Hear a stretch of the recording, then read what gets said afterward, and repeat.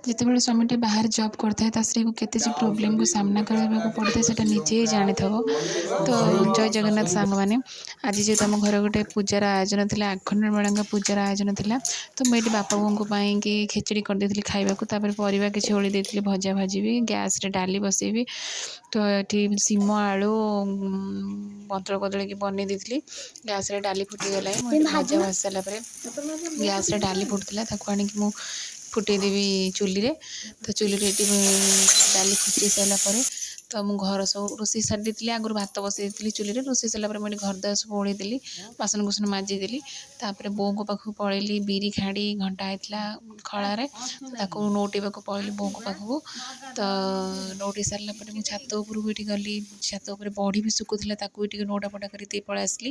ତ ଯେହେତୁ ଆଜି ଆମ ଘରେ ଆଖଣ୍ଡଳମଣିର ପୂଜା ଅଛି, ତ ମୁଁ ରୋଷେଇବାସ ସାରିକି ଖାଇବା ପିଇବା ସାରିକି ତ ଘରଦ୍ୱାର ସବୁ ଓଳେଇ ଆଳେଇ ପୋଛା ପୋଛି କରିଦେଇଥିଲି। ବାପା ବୋଉଙ୍କୁ ଖାଇବାକୁ ବି ଦେଇ ଦେଇଥିଲି। ସବୁ କାମ ସାରିକି ସନ୍ଧ୍ୟାବେଳେ ପୂଜା ହେଲା। ତ ଆଖଣ୍ଡଳମଣିଙ୍କ ପୂଜା ମାନସିକରେ କରିଥିଲେ, ଯେହେତୁ ମୋ ସ୍ୱାମୀ ବାହାରେ ଜବ୍ କରୁଛନ୍ତି, ତ ସିଏ କର୍ତ୍ତା ହେଇ ବସିବାର ଥିଲା। ତ ଯେହେତୁ ସିଏ ନଥିଲେ, ତ ମୁଁ ହିଁ ତାଙ୍କ ଇଏରେ କର୍ତ୍ତା ହେଇକି ବସିଲି, କର୍ତ୍ତା ହେଇକି। ତ ଏଠି ପୂଜା ଆମର ଚାଲିଛି, ପୂଜା ସରି ସମସ୍ତେ ଭୋଗ ଖାଇ ଘରକୁ ଗଲେ। ରହୁଛି, ଜୟ ଜଗନ୍ନାଥ।